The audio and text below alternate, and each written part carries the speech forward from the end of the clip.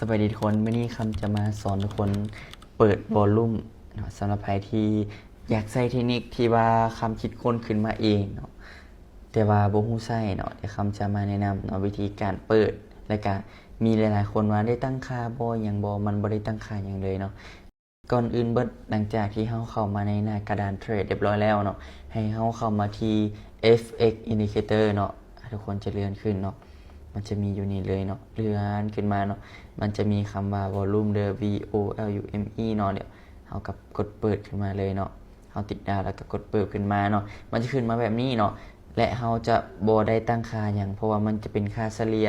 จำนวนแห่งซื้อแห่งขายในกราฟราคาในโซนนั้นว่ามีคนซื้อหรือคนขายหลายบ่เนาะทุกกราฟก็จะเปิดออกมาแบบเดียวกันเนาะสำหรับเทคนิคที่คำคิดค้นขึ้นมาเองมันก็จะมีหลากหลายเทคนิคแฮงเดี๋ยววันนี้คำจะมายกตัวอย่างเทคนิคใดเทคนิคหนึ่งเนาะที่ว่าคำพบเห็นเดี๋ยวคำจะอธิบายให้ทุกคนได้ฮู้และก็ลองไปปรับใช้เบิ่งเนาะไผที่ copy คำอยู่เด้อสำหรับไผที่เฮ็ดคลิปลง TikTok คำบ่ได้ห้ามเลยเนาะแต่ว่าต้องสอนให้มันถูกวิธีเนาะถ้าว่าสอนมาแล้วมีคนเทรดเสียหายคำจะบ่รับผิดชอบใดๆเด้อเพราะว่าคำบ่ได้ว่าเทคนิคที่คำใช้มันได้ผล 100% บ่มีเทคนิคใดใช้ได้ผล 100% ใน binary option เนาะเพราะว่าการเทรด binary option มันมีความเสี่ยงสูงหลายเนาะมีแต่เทคนิคที่ว่าสามารถใช้ได้โซนใดโซนหนึ่งอาจจะทำกำไรได้โอกาสชนะหลายก่อนคำคิดว่าแบบนั้นเนาะสำหรับออเดอร์นี้เนาะคำบ่ได้ตัดต่ออย่างเด้อคำเลื่อนมาคำนั่งอยู่ซื่อๆคำก็เห็นแล้วเนาะออเดอร์นี้คำออกเซลล์ได้เนาะขายได้เนาะเดี๋ยวคำออกไปก่อนเลยเนาะเดี๋ยวเน็ตจะทราบมาเดี๋ยวคำจะอธิบายเนาะสาเหตุที่คำออกทุกคนเห็นบ่ปัจจุบันนี้กราฟราคาเป็นอัพเทรนเดอร์เนาะจากโซนนี้ขึ้นมาโซนนี้เป็นเทรนขาขึ้นมาเนาะและมันมีช่องว่างคือจุดไฮของมันเนาะนี่เลยเนาะขึ้นมาแล้วเนาะจุดไฮของมันคือจุดสูงสุดทุกคนหลังจากนั้นเนาะมันขึ้นมาแล้วมันกำลังจะรีเทสไฮแล้วกลับตัวลงเนาะซึ่งจังหวะนี้แหละเป็นจังหวะที่คำอาศัยขายลงเนาะคำจะสังเกตเบิ่งทางข้างนี้ออเดอร์นี้มั่นใจเด้อว่าจังได๋คำกระทำกำไรได้แน่นอน3 2 1วินเฮาเบิ่งแต่2แทงเด้อคือไว้เด้อเบิ่งแต่2แทงเนาะเบิ่งแต่แทงนี้ถ้ามันต่ำก่อนเมื่อใดก็ขายลงเลยเนาะคำขึ้นรูปให้เบิ่งเด้อเทคนิคของคำมีแท้เนาะคำเบิ่งแต่ทางข้างนี้ทางข้างมันขึ้นงามเขาเอิ้นว่าเป็น green traffic ขาขึ้นงามแล้วบัดนี้มันกลับตัวลงมาขนาดนี้มันเหลือช่องว่างนี่ให้ลงมานี่น้อยนึงเนาะเฮาก็เบิ่งวอลลุ่มว่าคอนเฟิร์มว่ามันต่ำก่อนแล้วมันเปิดทางให้ละเฮาก็ขายลงมาเลยเนาะให้ทุกคนเข้าใจง่ายๆนำกันแบบนั้นเนาะเดี๋ยวเฮารอท่าจังหวะอีกจังหวะนึงเด้อเดี๋ยวคำจะออเดอร์ให้เบิ่งอีกเนาะรอท่าไปเรื่อยๆเฮาก็จะเห็นเพราะว่าวอลลุ่มนี้บ่แม่นว่าเฮาจะได้ทุกออเดอร์ได้ออเดอร์บ่แม่นเฮาต้องท่าจังหวะทุกทางเนาะต้องได้รอท่าจังหวะออกจังหวะนี้ตรงละเฮาจึงออกจังหวะนี้บ่ตรงเฮาก็บ่ออกเฮาจะได้เป็นแบบนั้นทุกคนบ่แม่นว่าจะออกทุกออเดอร์เนาะออกทุกนาทีบ่แม่นเนาะเทคนิคของคำมันจะรอท่าจังหวะที่แม่นยำแท้ๆเนาะตอนนี้ลงมาดีเทสหน่อยนึงแล้วก็กลับตัวขึ้นเลยซึ่งแบบนี้นี่คำคิดว่ากราฟราคานี่น่าจะโลหลายก่อนเพราะว่ายังลงมาบ่ใกล้เคียงกับดีมานด์โซนก็คือว่าขึ้นไปละเนาะถือว่าตามหลักการนี่มันก็บ่ควรเทรดกับราคาแบบนี้ควรนั่งเบิ่งรอท่าไปออเดอร์ถัดไปเนาะจะดีที่สุดทุกคนเนาะจะดีที่สุดเลยเนาะ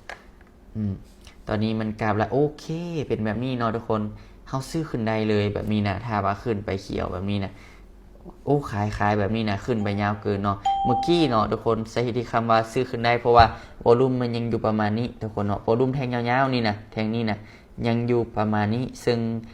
ต่ำก่อนเป็นเทคนิคนี้สามารถซื้อขึ้นได้แต่ว่าบัดนี้มันขึ้นไปเป็นบันไดแบบนี้แล้วมันยาวเกินไปแล้วคำจะกลับตัวลงคำจะขายลงส่วนบัดนึงเนาะเพราะว่ากราฟราคาบ่มีว่าจะขึ้นได้อย่างเดียวเนาะทุกคนลองเบิ่งเด้อถ้าว่ากราฟยาวขึ้นไปแบบนี้แทงวอลุ่มเป็นบันไดขึ้นแบบนี้นะเฮาสามารถขายลงมาได้ออเดอร์1วินออเดอร์นี้โอเคสวยงามได้มาเป็นออเดอร์ที่2ทุกคนคำขึ้นรูปให้เบิ่งเด้อทุกคนจะได้เข้าใจเนาะขึ้นรูปให้เบิ่งทุกคนจะได้เข้าใจเด้อเนาะเทคนิคที่คำออกออเดอร์เมื่อกี้เนาะเดี๋ยวจะว่าโอ้เจ้าดาวมามั่วๆแม่นละคอยดาวมามั่วๆทุกออเดอร์ที่คอยได้มันคอยจะแคปจอเพื่อเบิ่งผลลัพธ์ว่าสาเหตุที่คอยออกนี่เนาะคอยได้นี่คอยได้ย้อนหยังตลาดแบบใดที่คอยได้คอยเสียนี่คอยเสียย้อนหยังตลาดแบบใดที่คอยเสียเนาะออเดอร์นี้กับเทคนิคเดิมเนาะเฮาใส่ได้อีกละขายลงมาเนาะคือกันกับออเดอร์นี้ที่เฮาได้เลยเนาะออเดอร์นี้ที่เฮาได้คือกันปรับเลยเนาะ เดี๋ยวมาเบิ่งว่าจะลงในบ่คำคิดว่าโอกาสลงก็มีสูงได้เพราะว่าเปิดซองวางในสูงแฮงค่าขึ้นงามๆแล้วขาลงเนี่ยมีโอกาสที่จะลงมาได้งามแทงนี้เป็นแทงปิดเต็มเนาะแล้วก็วอลลุ่มทุกคนมาเบิ่งวอลลุ่มเนาะลงมาแบบชัดเจนเลยต่ำก่อนแบบชัดเจนเลยเนาะซึ่งโอกาสที่จะลงมามีสูงแฮงสุดๆเลยเด้อทุกคนเด้อ3 2 1วิดอีกออเดอร์หนึ่งโอเคคำได้มา3ออเดอร์ทุกคนเนาะคำจะบ่ได้บอกกำไรเลยว่าคำได้เท่าใดเพราะว่าคำบ่อยาก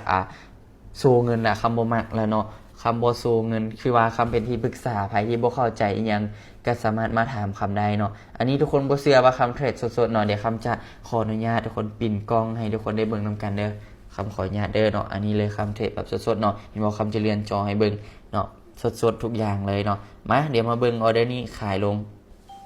เนาะขายลงเพราะว่ามันยังลงมาบ่จำจุดนี้ยังลงมาบ่จำและก็แทงวอลลุ่มเนาะอยากคำอธิบายให้ฟังเนาะคำจะอธิบายให้ฟังแบบเข้าใจเนาะเฮาเบิ่ง3แทงนี้มันจะเป็นแทงต่ำก่อนแทงนี้จะสูงก่อนแทงนี้ต่ำก่อน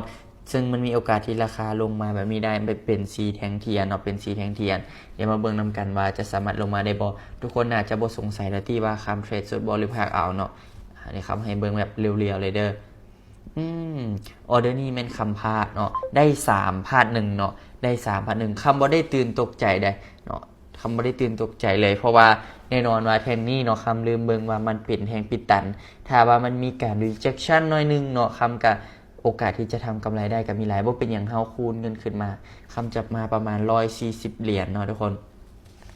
และเขาจะออกออเดอร์ในออเดอร์นี้เป็นออเดอร์ที่ว่าคำคิดว่ามั่นใจหลายออเดอร์นี้นะจังไหนคำก็ทำกำไรแน่นอนบายเลยทุกคนสถิติคำซื้อเมื่อกี้ทุกคนเนาะแทงนี้เป็นแทงเขียวยาวก่อนแทงก่อนหน้าคำคิดว่าราคามีโอกาสที่จะกลับขึ้นแบบนี้เนาะขึ้นมากลับลงแล้วก็กลับขึ้นแบบนี้คำคิดว่าราคามีโอกาสที่จะเป็นแบบนี้เนาะคำก็เลยออกออเดอร์ซื้อขึ้นไปทุกคนบายขึ้นไปเดี๋ยวมาเบิ่งนำกันว่าจะสามารถขึ้นไปได้หรือบ่เนาะเดี๋ยวรอรุ่นนำกันเลยทุกคนตอนนี้มันกำลังกลับตัวขึ้นเดี๋ยวรอเบิ่งเนาะ3 2 1มันผิดพลาดกันได้ทุกคนเนาะแต่ว่าเฮาก็อย่ายอมแพ้เนาะตอนนี้คำจากงบ 1,000 คำกันได้มาเท่าใดทุกคนก็เบิ่งเอาเพราะว่าคำบ่ได้แนะนำไผคำมาเทรดเด้คำบ่บอกว่าคำได้กำไรเท่าใดคำจะบ่สู้กำไรอีหยังทางนั้นเนาะโอ้พอดีออเดอร์นี้ก็ได้อีกเนาะเดี๋ยวเอาอีกออเดอร์นึงก่อนเนาะไป50เด้อทุกคน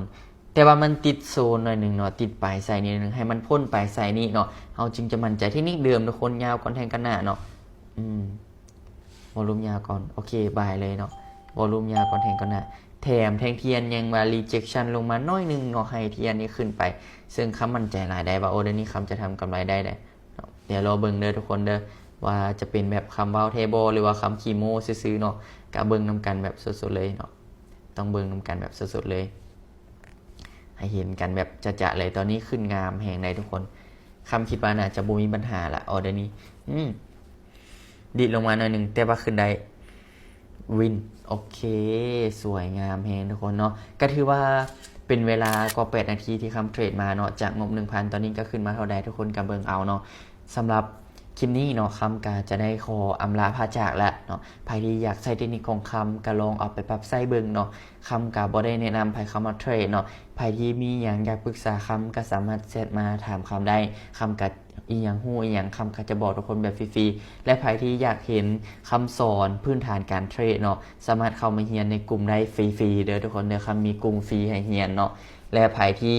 อยาก